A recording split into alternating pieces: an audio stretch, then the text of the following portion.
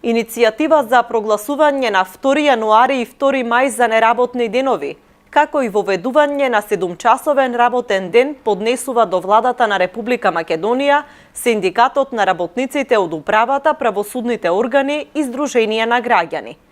Председателот на управата на Синдикатот на правосудните органи и Сдруженија на граѓани Пецо Груевски на денешната пресконференција посочи дека е време Македонија да се приклучи на европските трендови и во новиот закон за работни односи, кој е во фаза на изработка да се утврди 7-часовен работен ден, односно 35-часовна работна недела.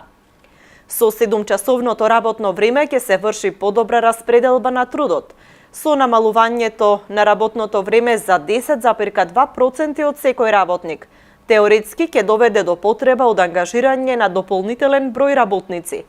Од социјален аспект пак барањето го аргументираат со тоа што ќе се зголемат можностите за грижа со семејството и рекреација, вели Груевски.